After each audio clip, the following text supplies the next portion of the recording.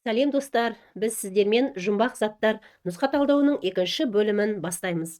Қадірлі оқушылар, сіздер мына нұсқа талдауларды көріп, комментарийлер қалдырып, бізге өздеріңізде туындаған сұрақтарды жазып, бізді қолдап, тағы да өздеріңіз керемет білім аласыздар деген оймен бүгінгі жұмысымызды бастадық. Демек, А тұзы X металының қосылысы. Ол жалын түсін сары түске бояйды. Бұл тұз 300 градус температурада қыздырғанда суда еритін В тұзын түзіп ыдырайды. А және Б тұздарын кальций гидроксидімен әрекеттестіргенде 1000 градус температурада Е затымен ізсіз Д затына ыдырайтын С затының тумбасы түзіледі. Д газын Б тұзы арқылы өткізгенде А заты түзіледі. А, Б, С, Д, Е заттарын анықтаңыздар. Демек оқушылар, бізде қандай тұз түзе ыдырайды деген сұраққа жауап беретін болсақ, біздің бірінші қадамымыз дұрыс болады. Бұндай тұздар бізде екеу типке кіреді. Мысал алатын болсақ, қышқылдық тұздар әрине ыдыраған кезде, мысал тұз дейік, иә? Бұл тұзымыз қышқыл тұз болған кезде, немесе нитраттар болған кезде не болады екен? Тұздар бөле ыдырайды екен. Қышқыл тұздар бізде орта тұздарға ыдырайды, ал нитраттар нитриттерге ыдырайтынын білеміз. Демек, енді бізге сол екеуінің қай біреу екен деген сұраққа жауап беру мақсатында жалғасын оқимыз, иә? Демек, бұл тұз қыздырғанда суда еритін Б тұзын түзіп ыдырайды. Демек, немесе орта тұз, немесе нитрит тұзы түзіледі. А және Б тұздарын кальций гидроксидімен, қараңыздар, демек кальций гидроксиді бізге қандай тұздарға сапалық реактив еді? Карбонаттарға. Демек, мына нитриттер деген вариант бізде, ол не болды? Дұрыс емес вариант болды. Олай болса, демек А тұзы бізде жалын түсін сары түске бояйтын натрий металының гидрокарбонаты деп атай аламыз. Оны қыздырған кезде, әрине натрий гидрокарбонатының жоғары температурада қыздырылу нәтижесінде орта тұз натрий карбонаты және көмір қышқыл газы и су түзіледі. Енді реакцияны қарайтын болсақ, натрий екі жақта да екеу болып тұр, көміртек екі жақта да екеу болып тұр, оттек 6, ал мына жақта 3, 5, 6. Демек, мына реакциямыз дұрыс жазылды. Ал енді, демек, бізде Б тұзын таптық, натрий карбонаты болды. А және Б тұздарын дейді.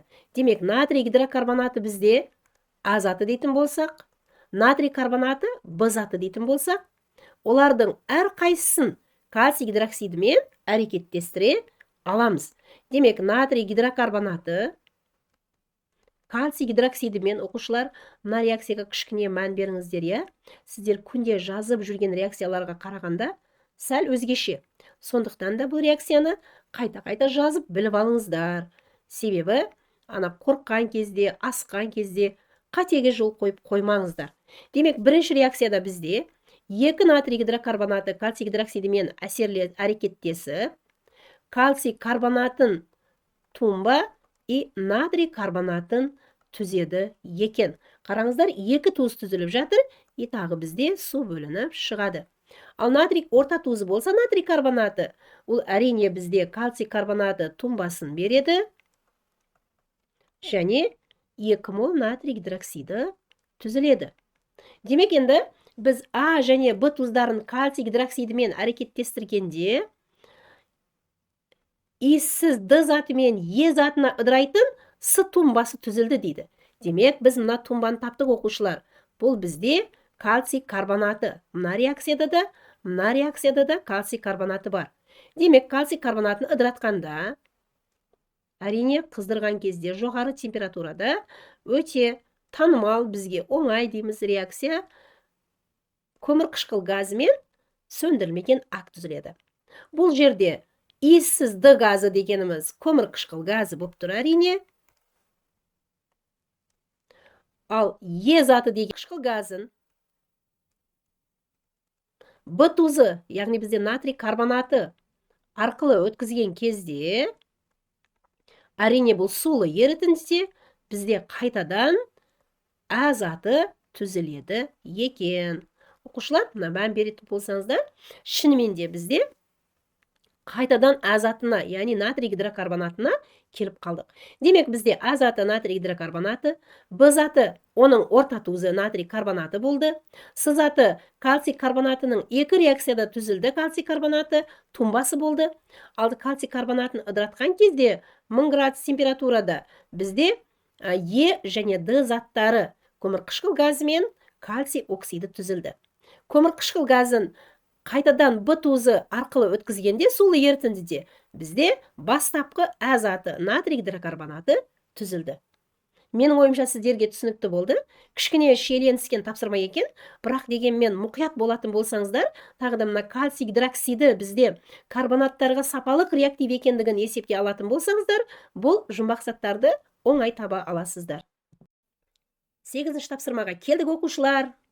Жүзім қанты А заты фермент әсерінен ашытқанда, демек жүзім қанты десе болды қой бізде, сразу білеміз оқушылар, бізде жүзім қанты бұл әрине глюкоза. Глюкоза бізге өте таныс.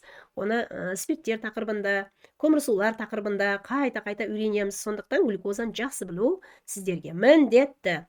Глюкозаның формуласын жазып берейін. С6H12O6. Оны фермент қатысында десе болды ғой, спирт қой оқушылар. Фермент қатысында ашытқанда бізде этанол түзіледі. Тағы да көмірқышқыл газы бөлініп шығады. Енді теңестіріп жіберейін. Қараңыздар, демек А затымен де глюкоза, Б затымен де этанол. Енді Б затын мыс 2 оксидімен, қараңыздар, демек С2H5OH. Мыс оксиді бұл сапалық, тотықтырғыш болып есептеледі. Ол спирттерді тотықтырып, альдегидтерге айналдыратын сиқыршы деп қояйын да. Демек бізде ацет альдегид түзіледі. Мына ацет альдегидті SOH деп жазсаңыздар да болады, SHO деп жазсаңыздар да қате емес. Демек мен С затын таптым. Енді С затын, яғни ацет альдегидті бізде қара түсті ұнтақ. Ал енді мына бөлініп шыққан мыстың түсі қызыл. Сондықтан бұл сапалық реакция. Мыс оксиді болса спирттерге сапалық реагент болып есептеледі. Бұл реакцияны жаттап алыңыздар оқушылар. Сонда ғана сіздерде бәрі зор болады. Демек, бізде спирттер мыс оксидімен тотыққан кезде альдегидке айналады. Альдегидтердің өзіне тән иісі бар. Мыс қызыл түсті мыс тұнбаға түседі. Түсінді ме? Ал енді жалғастырайын. Демек, альдегидті толленс реактиві дейді. Оқушылар толленс реактиві дейтін болса, бұл күмістің аммиактағы ерітіндісі. Сіздер бұны жай ғана аргентум 2O деп жазып кетіңіздер. Жеп жеңіл сіздерге, сол оңай болады. Ал енді мына реакцияда бізде сірке қышқылы түзіледі. Себебі бұл да тотығу реакциясы болып есептеледі. Тағы да оның екінші бір атауы бар, күміс айна реакциясы. Неліктен? Ол бетіміз көрініп қалады оқушылар, бұл реакцияда күміс пробирканың ішкі жағына отырып алғандықтан өзіміз күнде көріп жүрген айна сияқты болып қалады пробирка. Яғни пробиркада біздің бетіміз көрінеді. Ал енді альдегидке күміс 2 оксидін, күміс 1 оксидін қосып жазасыздар. Бұнда бізде сірке қышқылы түзіледі. Тағы да күміс тұнбаға түседі оқушылар. Енді Е затын алдық мына. Д затына натрий гидроксидінің артық мөлшерін қосқанда пайда болатын газдың жану теңдеуі. Ойба, не болып кетті? Мына жерде бір сөйлем тастап кеттім ба деймін да, қазір. Демек, А заты жүзім қанты болды. Б заты менде этанол болды. Этанолды тотықтырған кезде түзілген С заты менде альдегид болды. С затын толленс реактивімен сірке қышқылы болды Д затымен де.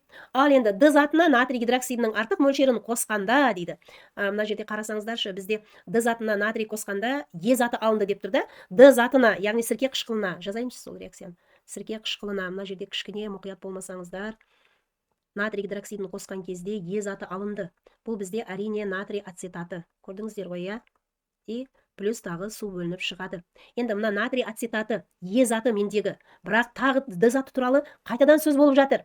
Д затына, яғни сірке қышқылына натрий гидроксидінің артық мөлшерін қосқанда пайда болатын газ. Біз Д затына натрий гидроксид қостық, бізде натрий ацетат түзілді. Демек, артық мөлшері дейтін болса, мына натрий ацетатты тағы бір натрий сілтісін қосып жібересіздер.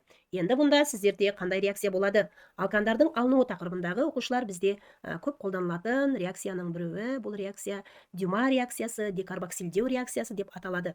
Бұл реакциямен метан газын аламыз, тағы да мынау затымыз натрий 2 SO3-ке, яғни содаға айналып қалады. Оқушылар, демек мына жерде енді контекст қой негізі. Бұл реакцияда құрғақ натрий ацетатына құрғақ натрий сілтісін қосқанда жүреді да бұл реакция. Ал енді бұлар ондай жағдайларын ешқайсысын айтпастан, д затына натрий гидроксидін қосқанда ет заты алынды деп айтып жатыр, натрий ацетатын. Қайтадан д затына натрий гидроксидінің артық мөлшерін қосқанда пайда болатын газдың, яғни мына газ көрдіңіздер, иә, жану теңдеуі дейді ғой. Ну ладно, жақсақ жағып жібере салайық. Енді соншасын таптық қой, бұяғында тауып жібереміз дейік та. Мына қараңыздар, күрделі ма?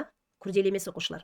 Тек қана сіздерден білім талап отыр да. Мына басы өте оңай. Глюкозаны ашытамыз, спиртті тотықтырамыз, альдегидті тотықтырамыз, сірке қышқылы. Тек қана мына жерде кішкентай сіздерді шатастыратын жері бар, мына жері ғана. Яғни бір натрий сілтісін қосқанда натрий ацетат түзіледі, тағы артық мөлшерін қосқанда газ түзіледі. Сіздер мынау реакцияны жақсылап біліп алдыңыздар мына бүгін. Енді қорықпайсыздар десе. Солай ма оқушылар? Жарайсыздар. Ал енді келесі жұмбақ заттарды анықтайық. Қатты қызыл түсті А және ақ түсті Б заттары дейді. Ой, оқушылар, демек бізде А заттары мен Б заттарының арасындағы молдық қатынасты беріп қойған екен. Бұл енді әрине бізге күрделілеу. Бірақ дегенмен мына жерде бізге көмекке келетін бір сөз бар екен. Қараңыздар, 6-5 молдық қатынаста сәл үйкегенде от алады дейді. Опана, мына сөз бізге өте керек сөз ғой. Демек, сіздер сіріңке өндірісін еске аласыздар. Сіріңке өндірісіндегі главный реакция не еді деп ойлайсыздар. Мына жерде сіздердің естеріңізге тағы бір рет салып кетейін, иә. Бізде қорапшаның несі бар? Оқушылар, қорапшаның сыртқы жағы бар, иә. Бүйір беті дейміз ма? Сол жерде не болады қорапшада? Қорапшаның бүйір бетінде. Қана еске түсірейікші, 9 сыныптың химиясынан шыны ұндағы болады. Тағы желім болады. И плюс қызыл фосфор болады оқушылар. Ал енді қорапша түсінікті болды. Енді сіріңкенің басында не болады? Сіріңкенің басында. Сіріңке басында бізде бертолия тұзы. Оның формуласы калий, хлор, О3. Тағы да бізде күкірт болады, бір қосымша көмекші ретінде. Қараңыздар, демек, сіріңкенің басын қорапшаның бүйір бетіне біз үйкегенде от шығады екен. Сол реакцияны жаз деп отыр ғой. Болды, жазамыз оқушылар. Демек, мұнда мынау реакция жүреді. 6 фосфорға біз 5 калий, хлор, О3, яғни бертолия тұзын қосамыз. Көрдіңіздер ма? Мына 6 бөлінген 5 деген мына жерде тұр. Мына 6, мынау 5. Мына реакцияны жаттап алыңыздар. Не түзіледі бізде? 5 калий хлориді және фосфор 5 оксиді түзіледі. Яғни бізде мына жердегі реакцияны бастап беретін бұл фосфор тез от алып кетеді. Ал енді кеттік. Бізге нелер деп жатыр екен? Демек, қатты қызыл түсті А заты, бұл фосфор бізде. Ақ түсті Б заты, бізде бертолия тұзы. 6-5 молдық қатынаста сәл үйкегенде от алады. Реакция нәтижесінде ақ түсті С және Д заттары түзіледі. Ал оқушылар, енді бұның қайбіреуі С, қайбіреуі Д екенін жалғасын оқиықшы. С заты сілтімен бейтараптап. Демек оқушылар, бізде бейтараптану үшін оның қандай қасиеті болу керек? Әрине, реакцияға түсетін затымыз қышқылдық қасиеті болу керек. Демек, С заты бізде мына қышқылдық оксид екен. Олай болса, мына Д заты болады да. Ал енді реакция теңдеулерін жазып жіберейін. Қараңыздар, сіздерде тура мен сияқты анализ жасайсыздар. С және Д-ны білмей тұрсыздар. Жалғасын оқысаңыздар, С затын сілтімен бейтараптап деп тұр ғой. Болды. Демек, фосфор 5 оксидін сілтімен бейтараптайтын боламыз. Бізде әрине тұз түзіледі, бұл ретте. Сіздер бұл реакцияны білесіздер деген ойдамын. Білмейтін болсаңыздар, қайта-қайта жазып, үйреніп жіберіңіздер. Мына жерде фосфор 2 болғандықтан, мынаның алдына 2 қоясыздар, натрий 6 болып қалғандықтан, мына жерде 6 қоясыздар. Сутек 6, мына сутек 6 болды, ал өттек 6, мына жерде 6, мына жақта 5, 11 болды. Мына жақта 8, 2, 3, 11 болды. Демек, реакция теңесті. Бұл жай ғана, мына қараңыздар, мән беріңіздер. Өзіміздің кәдімгі реакциямыз. Қорықпаңыздар, тек қана жақсылап тұрып, санап шығу керек болды. Ал мына жоғарыдағы бірінші реакция, бұл тотығы тотыстану реакциясы. Фосфор 0-ден +5-ге өзгеріп жатыр, мына қараңыздар, тотығы дәрежесін. Ал хлор болса, +5-ден -1-ге өзгеріп жатыр. Бұл бізде тотығы тотыстану реакциясы екен. Ал енді жалғастырайық. С затын сілтімен бейтараптадық. Яғни бізде тұз түзілді. Оған күміс нитратын қосса дейді. Демек тұзға күміс нитратын қосамыз. Бізде мына текстте айтылған сары түсті күміс фосфатының тұнбасы түзіледі. Тағда натрий нитраты бөлініп шығады, оқушылар. Ал енді күміс фосфаты бізде қандай түсті екен? Сары тұнба екен. Енді тағы Д заты бейтарап орта көрсетеді. Яғни калий хлор бізде бейтарап қой, тұз болғандықтан. Оған не қосады екен біз? Калий хлорға бейтарап орта көрсетеді. Оған күміс нитратын қосатын болсақ, оғанда күміс нитратын қосып отырық. Бізде калий нитраты және аргентум, яғни күміс хлориді тумбасы түзіледі. Бұл бізде оқушылар ақ ірімшік тәрізді тумба. Демек, мына жерде специально ірімшік дегенді айтпаған ғой, оны айтса сразу біліп қоямыз, иә? Демек, бізде мына қиын деп ойласақ та, күрделі деп ойласақ та шешіп тастадық, қараңыздар, сіздерді тура солай шеше аласыздар. Демек, қызыл түсті А заты фосфор, ақ түсті бертолий тұзы, бізде бейтарап затымыз калий хлор, қышқылдық оксидіміз фосфор ангидриді. Ал енді фосфор ангидридін сілдімен бейтараптағанда түзілген натрий ортофосфаты, бізде сонымен натрий ортофосфаты іштен демепті ғой, иә? Сары түсті тумба түзіледі деп қойыпты, иә? Бірақ тумбаға әріп қоймаған екен. Ал енді Д заты бейтарап орта көрсетеді, бұл жерде де тумба түзіледі, оған да әріп қоймаған екен. Демек, біз А, Б, С, Д заттарының барлығын анықтадық, оқушылар. 10-шы контекстке келдік. Ой, қандай оңай екенші, мынау белгісіз, сіздерге тура мына сұрақ келсінші, жарай ма? Белгісіз А зат суда ерімейтін ақ ұнтақ дейді. Ыстық суда ісініп, клейстер түзеді. Ойбай, клейстер дегеніміз крахмал ғой. Ойбай, қандай жақсы, иә? Демек, мынандай оңай сұрақтар келіп, балдарыңыз жоғары болсыншы, оқушылар. Демек, А заты менде крахмал екен. Бұны бірден білдік. Енді А заты гидролизінің соңғы өнімі дейді. Демек, гидролиздап жіберейін, иә, мен енді.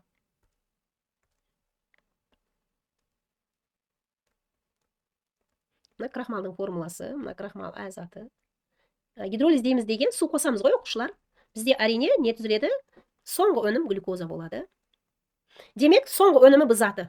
Мына Б заты бізде. Енді Б затын спирттік ашу, ой, жақсы, бұяғыда. Спирттік ашу. Нәтижеде этанол түзіледі. Оны бағанада жоғарыда сіздермен жаздық. Сол реакцияның өзі қайталанып жатыр. Тағы да С заты алынды дейді. Мына С затын алдық, этанол. Ал енді бұл глюкоза май қышқылды ашуы да мүмкін екен. Май қышқылды алу нәтижесінде С заты алынды, май қышқылды ашу нәтижесінде, мына жерде алу болып қапты ғой, ашу нәтижесінде Д заты түзілді. Демек, бұл спирттік ашу нәтижесінде бізде, ал енді май қышқылды ашу нәтижесінде бізде не түзіледі? Әрине, май қышқылы түзіледі. Бұнда көмір қышқыл газы және сутек бөлініп шығады. Тең болды ма? Тексеріп жіберейік. С 6, иә? Мына 3, 4, мына 2-мен 6. H бізде 12, мына 7, 8, мына 4-ті қоссақ 12. Ол бізде 6, значит, мына жерде 2, мына жерде 4. Тең болып қалды бәрі. Демек, енді қандай немен белгілеп шыққан? Соны белгілеп жіберейік, иә? А заты крахмал болды. Гидролиздің соңғы өнімі бізде глюкоза болды. Спирттік ашу нәтижесінде С заты бізде спирт болды. Ал май қышқылды ашу нәтижесінде май қышқылы Д заты болды. Демек, мына сіздерге А, Б, С, Д заттарының барлығын анық болды. Таптық, оқушылар. Келесі тапсырма, сулы ортада күлгін түс беретін А тұзы металл галогенидімен әрекеттесіп Б затын түзеді. Оқушылар, сіздер биорганикалық химияда күлгін түс беретін тұзды білесіздер ғой. Өмірде өте көп пайдаланамыз. Ашық сабақтарда, апталықтарда, бұл марганцовка ғой, оқушылар, калий перманганаты. Мысалы, оған металл галогенидімен әрекеттесіп дейді. Металл галогениді не болуы мүмкін деген сұраққа жауап беру үшін жалғасын оқимыз. Демек, металл галогенидімен әрекеттесіп Б затын түзеді. Б заты күлгін түсті оңай сублимацияланады. Ура деп қояқта. Сублимацияға ұшырайтын зат бізде бұл йод қой. Йод негізі қатты зат. Ол сұйық күйге өтпей, сразу газ күйіне ауысып кетеді. Сондықтан да біз бұл процесті сублимация деп атаймыз. Енді ойланайық, иә? Бізде калий перманганатына қандай металдың галогенидін қосқан болсақ, бізде йод шығады деп ойлайық, иә? Мына йод шығу керек екен. Демек, әрине калий йодидін қосатын шығармыз деген ойдамын. Демек, бізде йод шығады бұл жерде. Енді болжап тастайық, магний йодиді түзіледі. Тағы да калий йодиді түзіледі. Тағы да бізде су түзілетін шығар деп ойлайық, иә? Енді бұл реакция на самом деле барады ма, бармайды ма? Бірақ негізі бізде мынандай реакция бар, оқушылар. Енді ол реакция кішкене күрделірек. Яғни қышқылдық ортада калий йодидімен реакциясы бар. Калий перманганатының. Енді мынаны мен чисто теоретически жазып қойдым да. Бұл реакция действительно бізде бар. Бұл реакцияда бізде шынымен де йод бөлінеді. Тағы да калий сульфаты түзіледі. Манган сульфаты түзіледі. Марганец плюс 7-ден плюс 2-ге өту үшін әлбетте қышқылдық орта болу керек деген шарт бар да, оқушылар, бізде. Сол себепті мына жерде күкірт қышқылы бізде ортаның рөлін атқарып отыр. Түсінікті ғой, сіздерге? Демек, йод, калий сульфат, марганец сульфат и су түзілді. Енді реакцияны теңестіріп жіберетін болсам, марганец плюс 7-ден өтіп жатыр плюс 2-ге, иә? Демек, бізде 5 электрон. Ал енді бізде тағы йод минус 1-ден өтіп жатыр 0-ге. Мына жерде 2 бар болған үшін 2 электрон. Демек, бұл жерде 2 электрон, мына жақта 5 электрон болып тұр, иә? Енді сол сандарды қойып жіберетін болсам, менде мынандай жағдай болады. Мына марганец екеу болып қалғандықтан мына жерде 2 болады. Енді қараңыздар, менде өзгеріске ұшырап өткені 10 болып тұр екен, ал өзгерместен өткені 6 болып тұр екен. Значит, мына жерде 16 болып тұр да, мына. 16 болса, мына жерде 8 болып тұр. Ал енді мынау на самом деле жүретін, біз бәріміз білетін реакцияны теңестіріп жіберейік. Тура сол сияқты. Мына жерде -1-ден 0-ге өтіп жатыр. Бұл жерде де мына бағана айтқандай, оқушылар, тотығу тотыстану реакциясы, бұл реакция шынымен де жүретін реакция. Енді жоғарыда мен айттым ғой, мен чисто теоретически жазып жатырмын сіздерге деп. Демек, калий йодиді. Енді йод 10 болды ғой, сол себепті мына жерге 10 қойып қойдым да. Енді бұяғы калий сульфаты, марганец сульфаты, қараңыздар, сульфат себебі мына жерде күкірт қышқылы орта ретінде келіп тұр ғой. Сол жерден барлығы пайда болып жатыр. Енді калий менде мына жерде 10 калий, 12 калий болып кетті да. Сол себепті мына жерге 6 қою керек. 12 калий болды. Көрдіңіздер, енді SO4 6-ау, 2-ау 8 болып кеткендіктен мына жерге 8 қоямыз. Ал енді бізде соның алдында да 8 тұрады. Демек, мына екі реакцияда негізі сіздерге ауыр болуы мүмкін. Бұндай болған жағдайда күлгін түс беретін перманганат ион екен біліңіздер. Ал мына жерде күлгін түсті сублимацияланатын затымыз йод екен біліңіздер. Ал енді Б затын дейді, жалғастырайын. Жалынны сары түске бояйтын С металымен әрекеттестіріп, демек Б заты менде А заты марганцовка болды. Б заты йод болды менде. Ал енді сол Б затын сары түске бояйтын металл натрий ғой. Натриймен әрекеттестіргенде менде натрий йодид тұзы түзіледі, иә? Ал енді бұл менде С металымен әрекеттесіп Д заты түзілді, мына натрий йодид. Енді Д затының малярлық массасы 150 дейді. Молдық масса, мына мен іздеп тапқан натрий йодидінің молдық массасы. Ол шынымен де мына 23 плюс 127 тең 150 грамм бөлінген мол болып тұр. Демек, оқушылар, мына жердегі күрделі реакцияларды уайымдамастан сіздер перманганат ионы, йод, натрий йодиді деп таба беріңіздер. Жарай ма? С металы менде натрий болды. Демек, А заты менде марганцовка, Б заты йод газы болды, С заты менде натрий металы, Д заты натрий йодиді. Оның массасы, молдық массасы 150-ге тең болып шықты. Ал оқушылар, енді қара түсті ұнтақ дейді. Опана, қара түсті ұнтақ темір мекен, мыс мекен деп ойланамыз, иә? Бірақ жалғасын оқимыз. Оны қыздырып, үстінен төссіз Б газын өткізгенде қызыл түсті С заты дейді. Демек, қара қызыл десе болды, мыс қой. Демек, оқушылар, мыс 2 оксиді и мыс. Ал енді не қосамыз? Оны қыздырып, үстінен төссіз Б газын өткізгенде Б газы не болуы мүмкін? Әрине, мысты алу үшін біз газ ретінде тек қана сутекті қолдана аламыз. Демек, бұл температурада барады, қыздырылғанда барады. Демек, бізде қызыл түсті мыс және Д сұйықтығы, бұл бізде су, оқушылар. Демек, енді белгілеп жіберейін, иә? А заты мыс 2 оксиді, төссіз Б газы менде сутек, қызыл түсті С заты, сұйықтық буы, бұл менде Д заты. Ал әрі қарай Д затын электролиз дегенде, демек, суды электролиз дейтін болса, бізде не түзіледі? Катодта әрине сутек, ал анодта болса оттек түзіледі, оқушылар. Демек, Д затын электролиз дегенде Б газы түзіледі. Мына Б газы қайтадан түзіліп тұр ғой, сутек. Көрдіңіздер, иә? Б газы қайтадан түзіліп тұр. Демек, А, Б, С, Д заттарын біз сіздермен анықтадық. Мына жерде қара түсті деп қызыл түске өзгерген болса, бұл мыс екенін біле беріңіздер. Себебі бізде мыс 2 оксиді әрқашан қара, ал мыс болса бізде әрқашан қызыл. Мысты бәріміз көргенбіз, по-моему, да? Қызыл, сары қызыл түстегі металл болады ғой ол. Сары қызыл түсті металл. Ал мыс оксиді, мына кейбір заттардың беті қарайып қалады. Бұл мыс 2 оксидінің, ойбай, қызыл деп жазыппын ғой. Сіздер де мен сияқты кішкене шашып қалдыңыздар ма? Қара деп тұрып қызыл жазып кетіппін да. Демек, мыс 2 оксиді, ана кейбір заттардың, мыстан жасалған заттардың беті қарайып қалады. Бұл қара түс дегеніміз сол ғой, оқушылар. Ал енді келесі. Демек, 13-ке келдік. Бізде соңғы жұмбақ зат. Белгісіз А заты түссіз, ауадан жеңіл, суда ерімейтін газ. Демек, А заты түссіз, ауадан жеңіл, суда ерімейтін газ. Бұндай газдар бізде өте көп. Сондықтан ештеңе айта алмаймыз. Ал енді жалғасы. А заты қызыл қоңыр түсті Б жай затының сулы ертіндісін түздендіреді. Ура деп қояйын да. Қызыл қоңыр түсті Б жай заты бізде бұл бром, оқушылар. Бром суын түздендіреді. Ал енді бізде варианттар көпейіп кетті ғой. Неліктен? Бром суын түздендіретін, калий перманганатын түздендіретін бізде алкендер, алкиндер, алкадиендер. Қарасаңыздаршы. Жалғасын оқимыз. А затын гидратациялағанда түзілген С өнімді 140 дейді ғой. Болды. Өнім дегеннен кейін 140 көрдіңіздер ма? Болды, балалар, бұл этанол дей беріңіздер. Демек, енді этанолға мені не апарады деген сұраққа жауап береміз. Демек, этилен екен, я, А затымыз сразу байқадық. Енді этанолды көргеннен кейін қызыл қоңыр түсті нені түздендіреді? Бромды түздендіреді. Яғни, не түзіледі?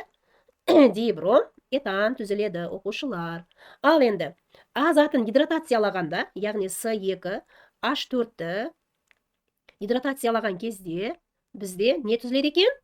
Әрине, бұл этанол оқушылар. Ал этанолды біз екі түрлі температурада қыздырамыз. Бұнда күкірт қышқылы деген сөзде сіздерге өте үлкен көмекші. Неліктен? Ол су тартып алады оқушылар. Концентрленген күкірт қышқылы су тартқыш десеңіздер болады. Демек, этанолдың құрамында болған суны температура 140-тан жоғары болған кезде этилен түзіп тартып алады екен. Ал температура сәл аздау болған кезде диэтил эфирі түзіп тартып алады екен.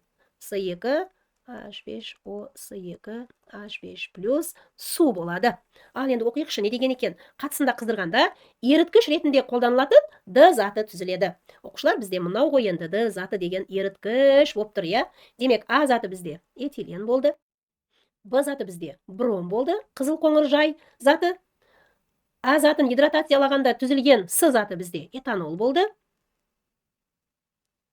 Ал енді соңғы өнім біздегі 140 градустан төменде қыздырған кезде түзілген бұл Д заты болды. Яғни диэтил эфирі.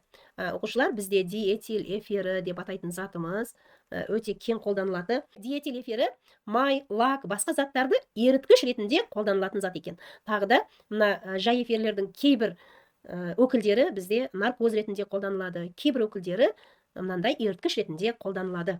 Оқушылар, сонымен бүгін сіздермен мына соңғы жұмбақ заттарды талдап тастадық. Өздеріңіз көрдіңіздер, бұл күрделі емес, өте оңай. Сіздердің химиядан білімдеріңіз әрқашан жоғары болсын, алған балдарыңыз да жоғары болсын.